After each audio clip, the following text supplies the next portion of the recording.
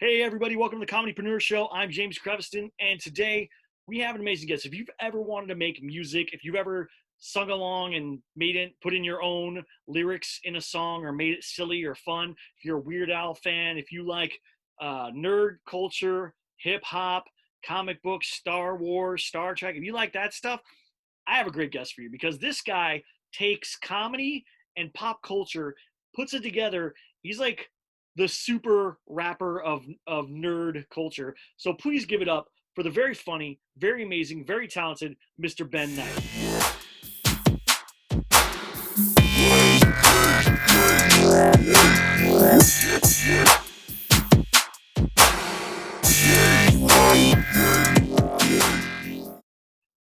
Ben, welcome to the show.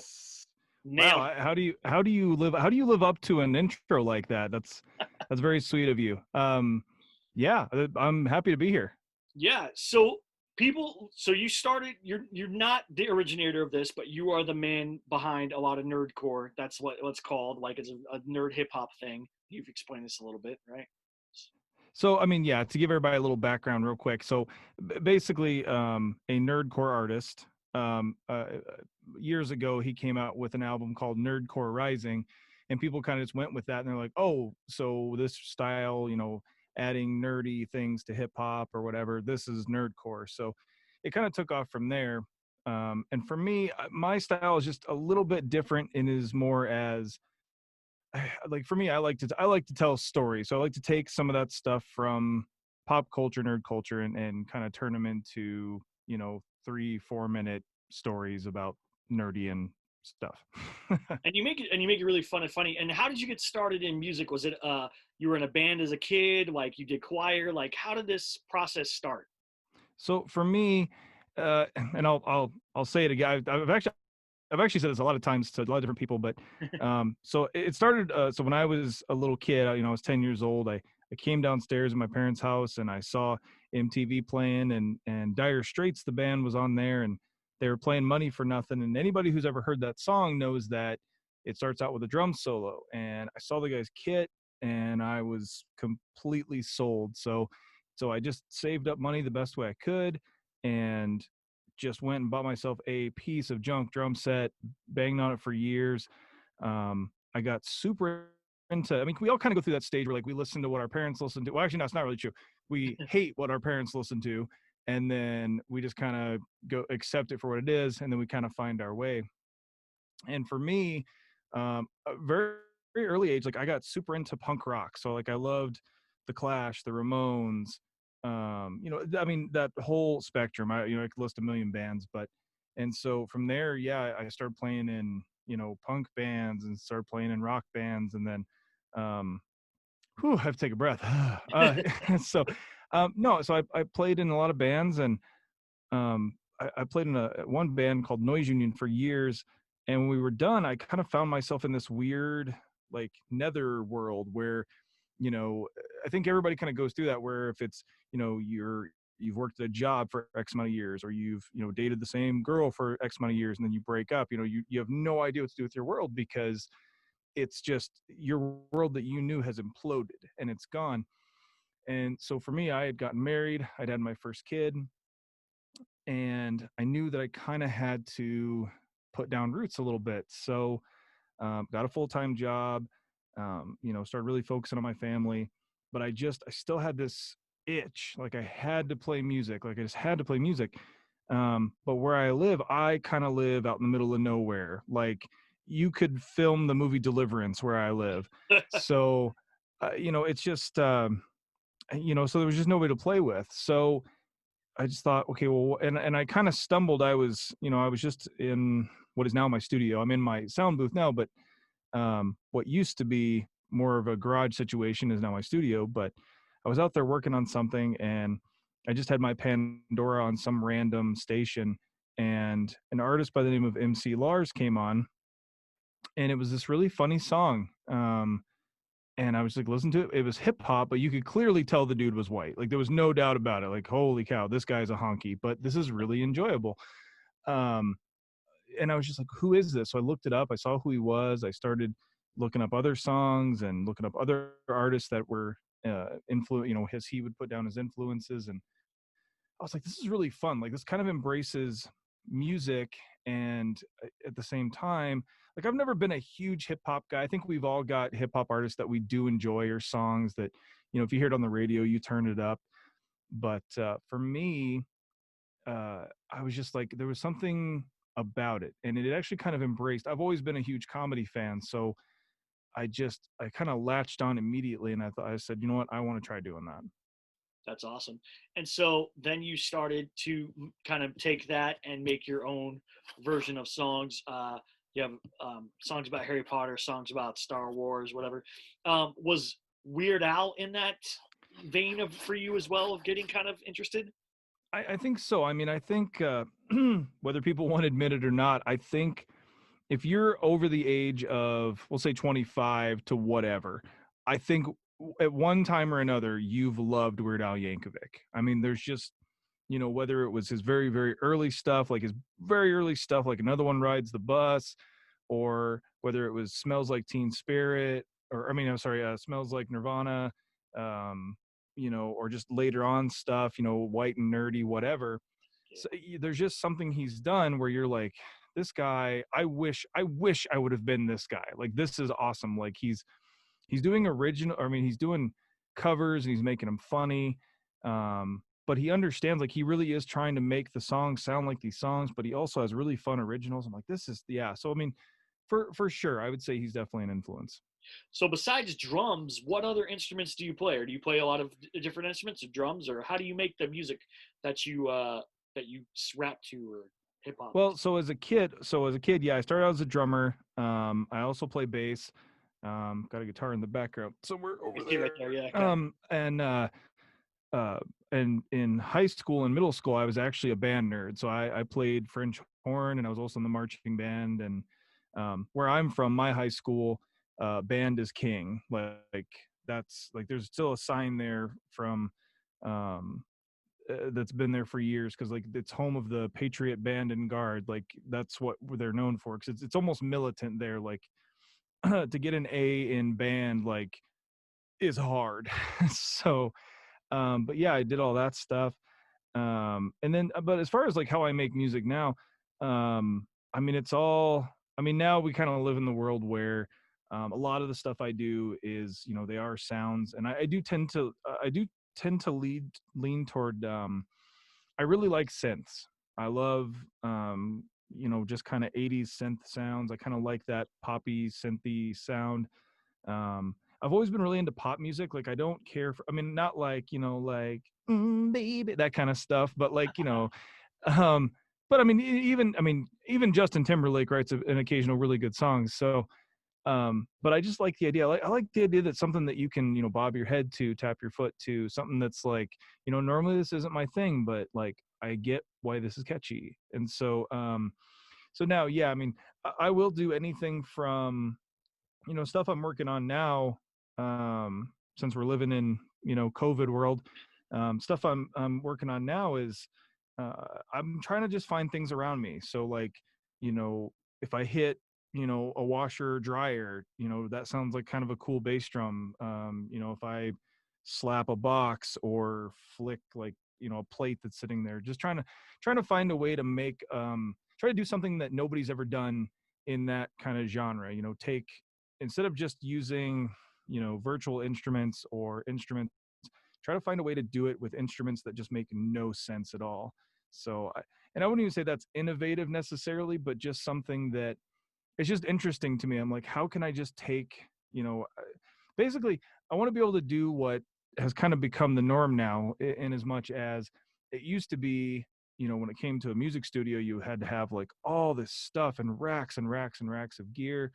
But now if you're a kid with an iPhone, you can make a pretty decent record, Wow. So How would somebody go about that? Like, okay, so say I wanted to make a comedy musical album.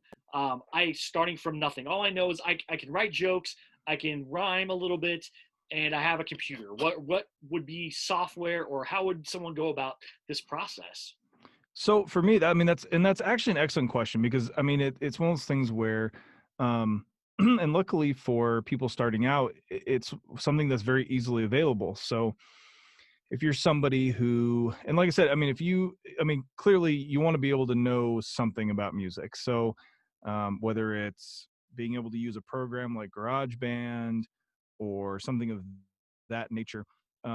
One thing that you can do that's free. Well, I mean, first of all, GarageBand, if you buy an Apple computer or an iPad, it comes right with it. So just start banging around on GarageBand and figure out how to do that.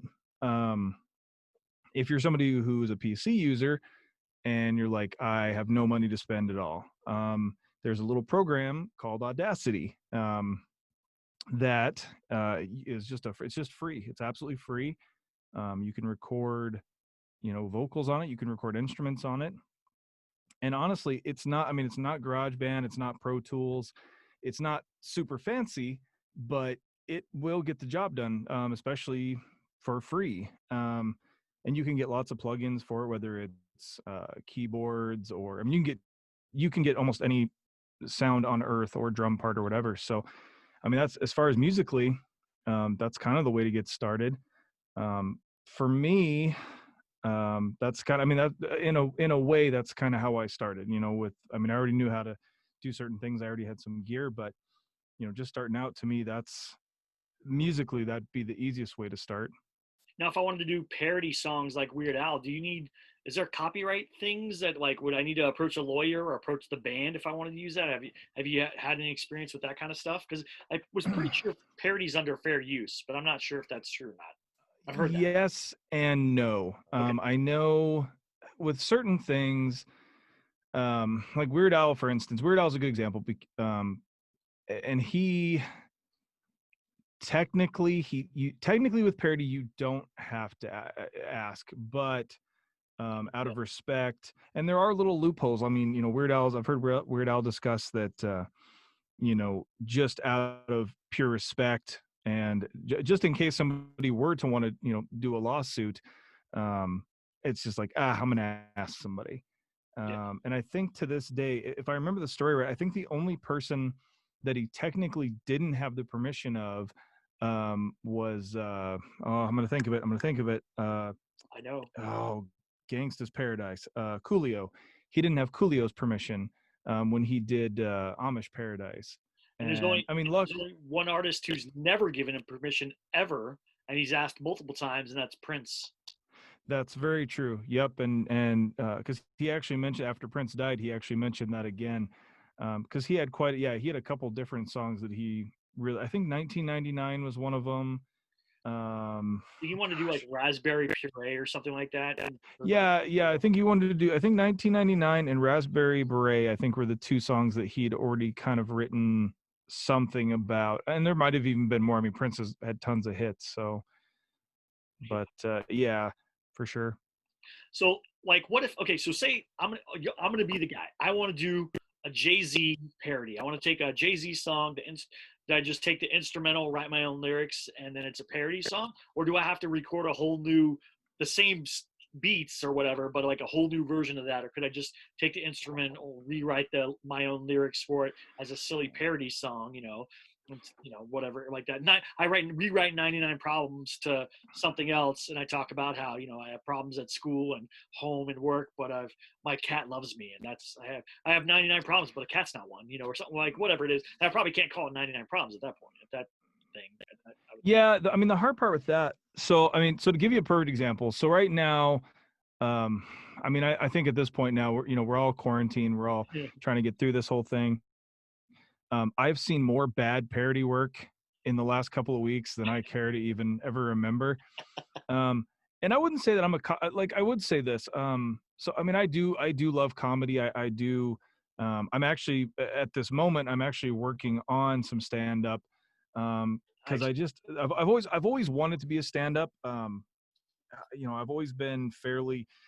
I wouldn't say, when it comes to, and I'll circle back around, but for me, like, if you're doing parody work, it's kind of up to you what you want to do with it. So for me, the couple of times I've ever covered a song, which I did a very bad, very bad kind of synthy version of We Are Never Ever Getting Back Together by Taylor Swift. It's good. And it's just because I really wanted to do it, and I wanted to do it, but I wanted to do it really quick, and I wanted to hurry up and get it out there, and did it in a couple days. And but I didn't want to just take her track because, clearly it's a, it's a country song. I don't have that voice. So I couldn't do like a country version.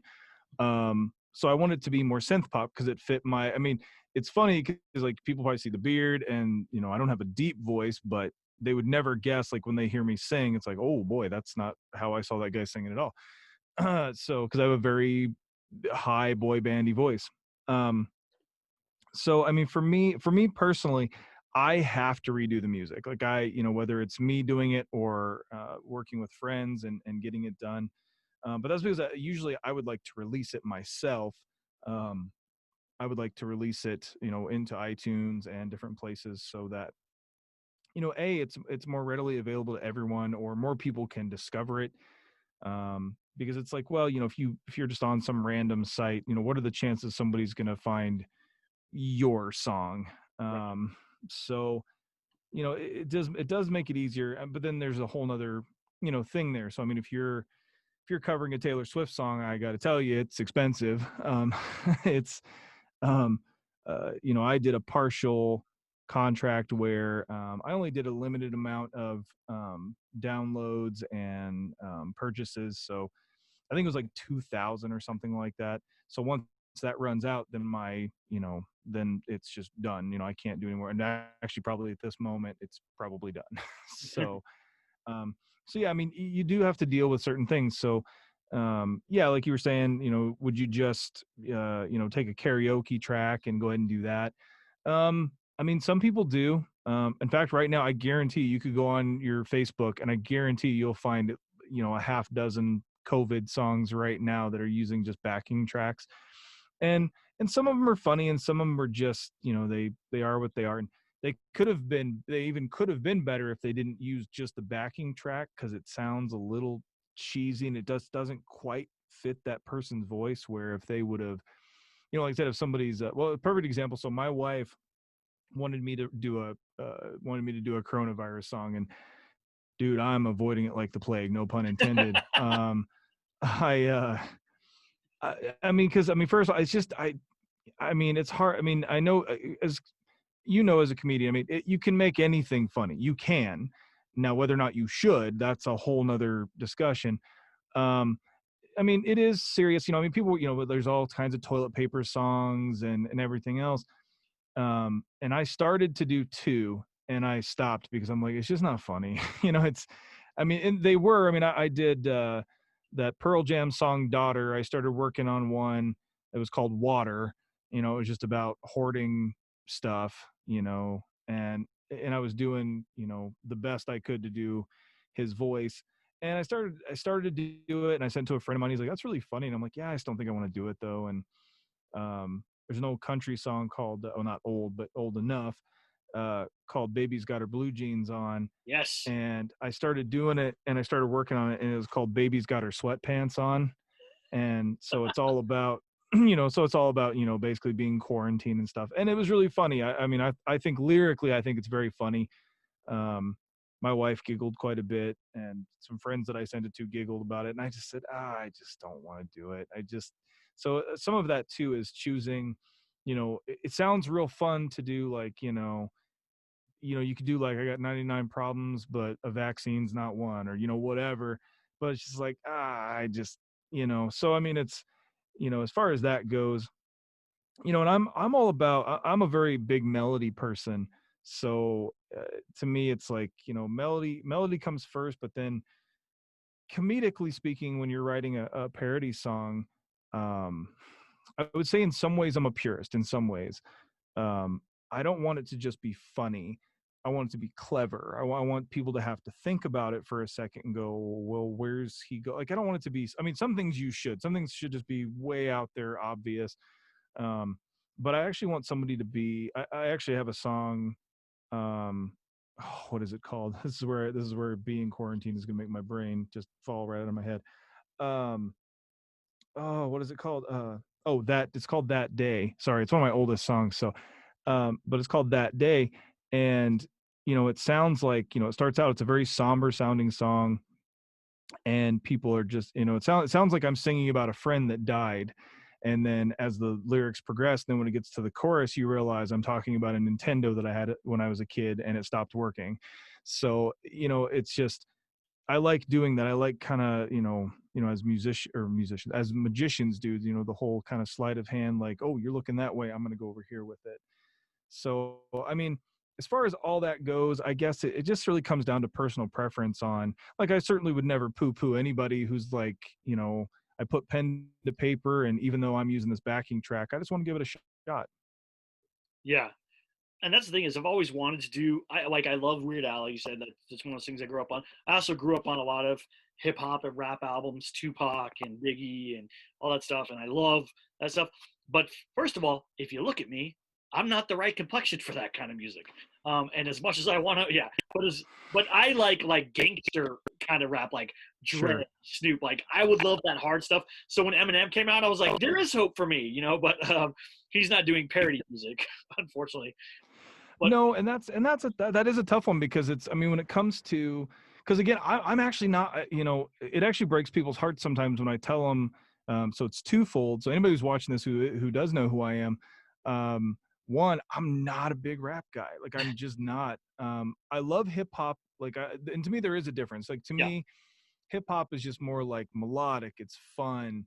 It's, it's just more like, like, this is a horror. I mean, this is a, well, not a horrible example, but like, I like cheesy rap. Like, I think, like, one of my guilty pleasures, I'll listen to Will Smith. I think some of his stuff's good. It's not the, not the Men in Black song, or, but I mean, there was something fun about, when you hear the song Summertime, or Parents Just Don't Understand, they're just like, you can't help but be like, yeah, okay, it's cheesy and it's a product of its time, but, it's fun.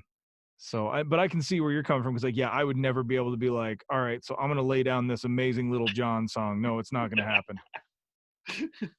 yeah, that's the thing. So there is a way to do it. People can either write original material, do parody. Is there other forms of comedic music that I'm unaware of? Because I could be very unaware of any of that kind of stuff. Is there anything I know there's that country dude who makes fun of country music and he sing. What's his name? Wheeler Walker Jr. And he like does like a. Oh yeah. So there's that, but like, is there like any other people or other music that you could think of that's kind of like that? I mean, they're really clever. I mean, there's obvious stuff like Flight of the Conchords Oh and those kind of things. There's also a guy, you should look him up. His name's Jonathan Coulton. He kind of does like folk rock kind of stuff. But his stuff is not, some of it's not like real obvious. I can't remember the name of the song, but he literally has a song about zombies eating brains. But it's such a cool song. As you start listening to it, you don't even notice that that's what it's about. um but it's just because he's just a good musician and a good artist. But I mean, as far as that goes, I mean, there's lots of I mean, you could quick Google search on nerdcore artists and you'd find quite a few. Not as many as you would think. There really aren't that many. um and for me, my thing has always been, for me, I've just always tried to make it really accessible, as much as, my 82-year-old grandma and my 9-year-old son can both listen to it, and everybody in between. um and I mean, I would never necessarily, I mean, you would definitely never find an explicit sticker on anything I do. um and that's, I mean, I just, for me, like I said, it's always about, it's more about melody. Like, you can tell that, like, I'm trying to think of what. So a perfect example for me, and it kind of encompasses all the things we're talking about, is, I have a song called, My New DeLorean. And I really love that song, because I'm a huge Back to the Future nerd. In fact, like, you can't see it, but up on my shelf, I have like nothing but just tons. There's like probably like 50 Back to the Future toys above my head, all in boxes. nice. Um, but what I wanted to do with that is, I didn't want to just make it obvious. I didn't want to just do a song about Back to the Future. So I was like, well, what if I do a song about me?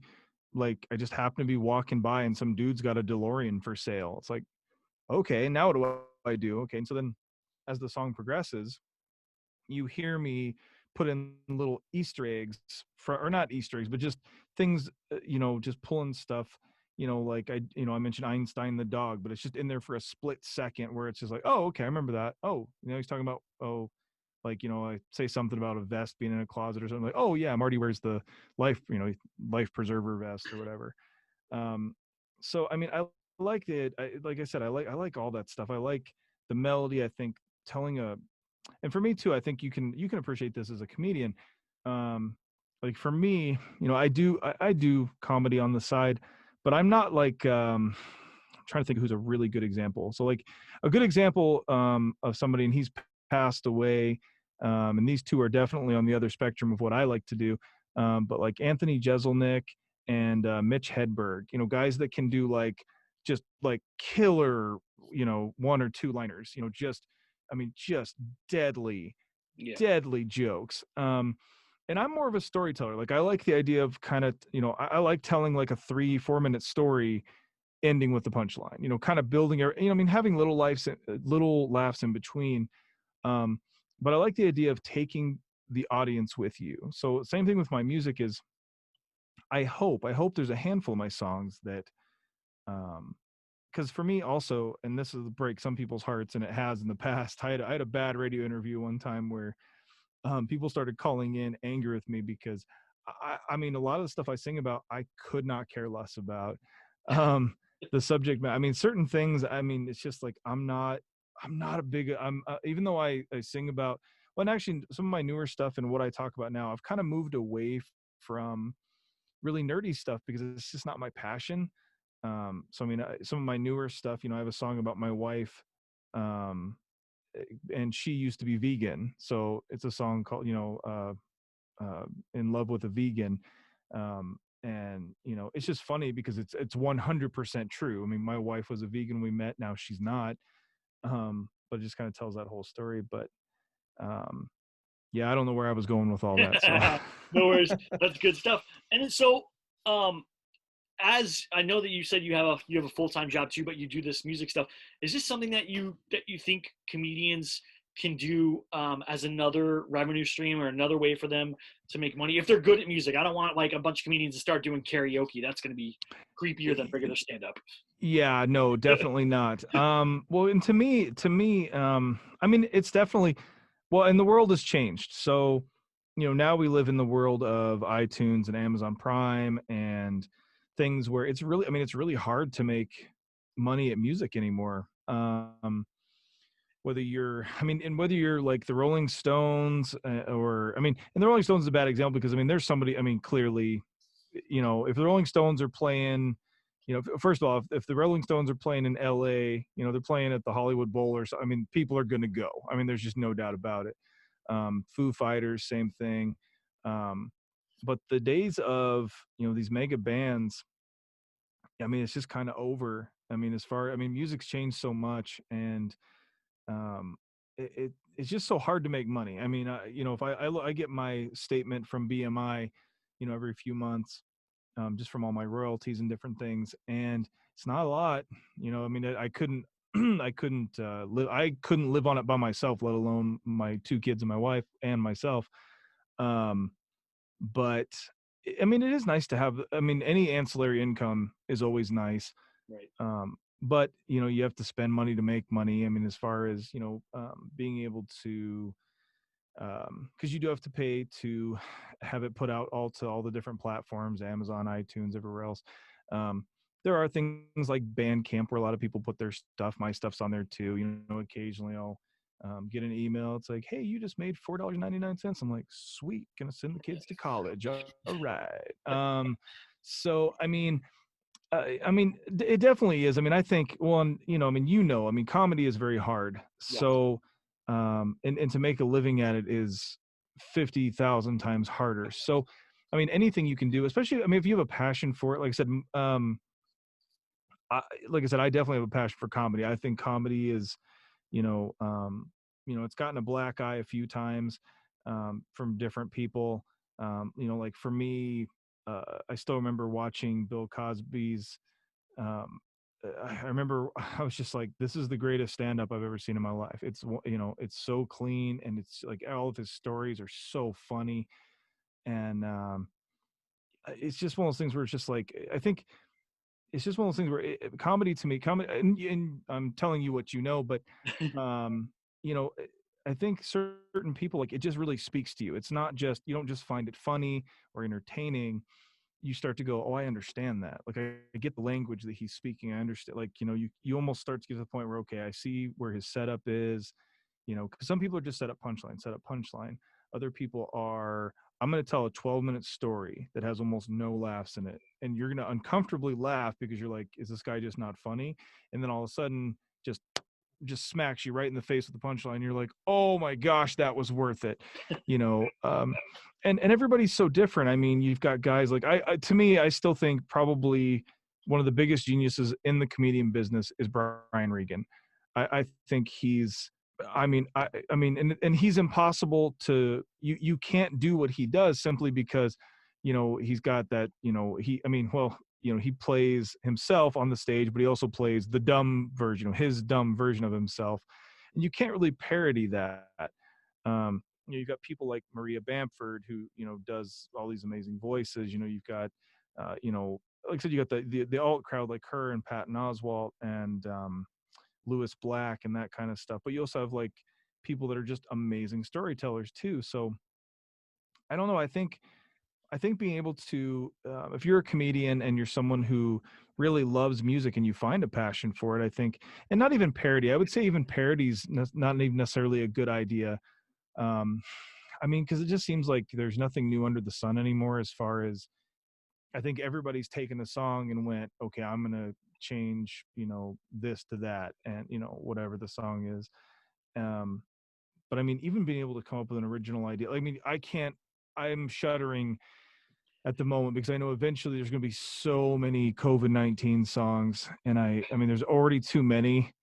And it sucks because I can, it's horrible. I'll go inside, I'll come in here and work on music for a while, and then I'll go inside and I hear my wife giggling, and I'm like, another coronavirus song. She's like, yes. I'm like, it's not funny. I mean, it's so, I mean, and I think that's part of it too. I think being able to come up with I mean, like I said, again, these are things, Right. um, I mean, being able to come up with a good joke is sometimes, you probably sit at your desk and you just start slamming your head into the desk because you're just like, I can't think of anything original. A perfect example is I had this joke about eBay where, and I would get laughs, but it was about, basically just, I mean, the premise is just basically like, I can't believe someone can sell something that's junk for so much.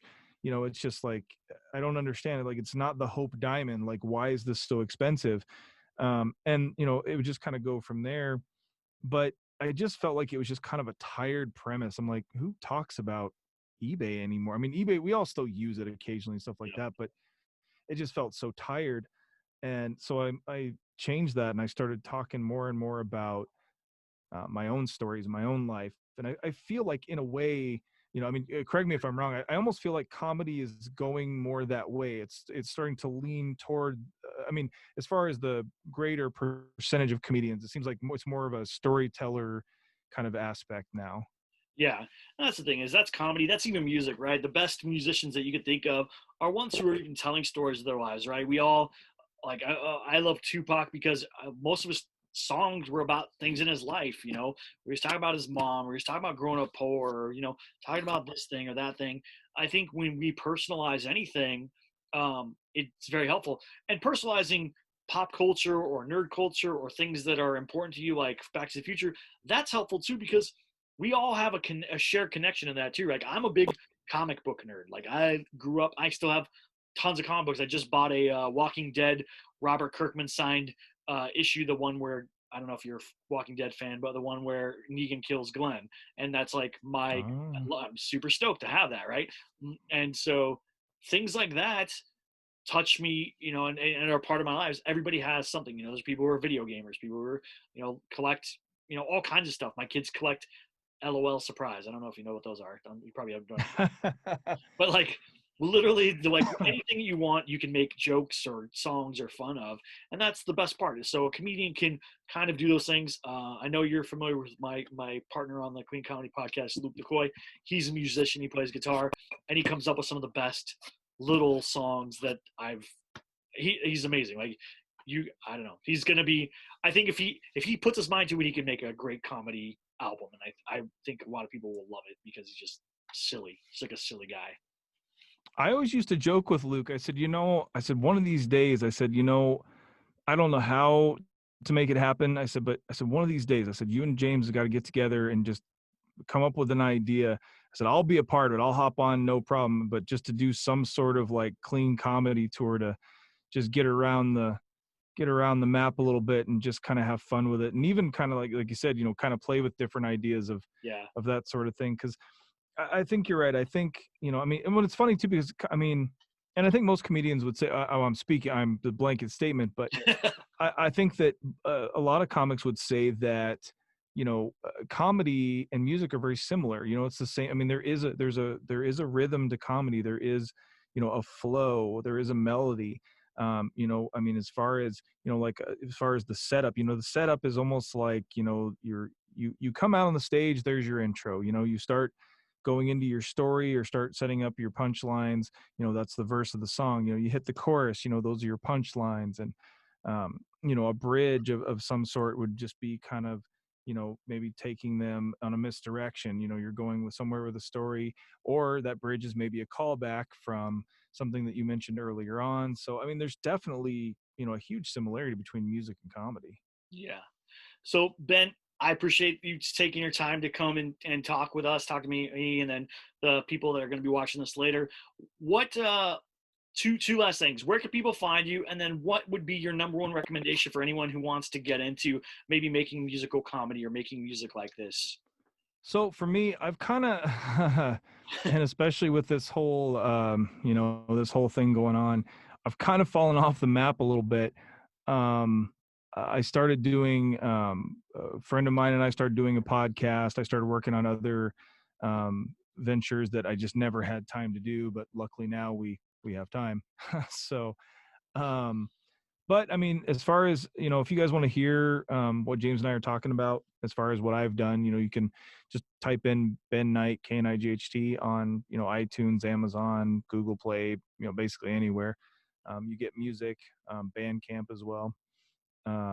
So you can always find me on that stuff. I'm always on social media, but not as much anymore as with like my music stuff anymore. But yeah, you can type in Ben Knight. Eventually you'll find something about me. And then I'm sorry, what was the, I'm so tired. Okay. What was the second question? And then what would be a good way to, like, for people who want to get into musical comedy to kind of dip their toe in the water, I guess, so to speak? I think like what we were talking about, I think even see if you're funny. That's good. If you're my wife, she'll be the first one to tell you I'm not funny.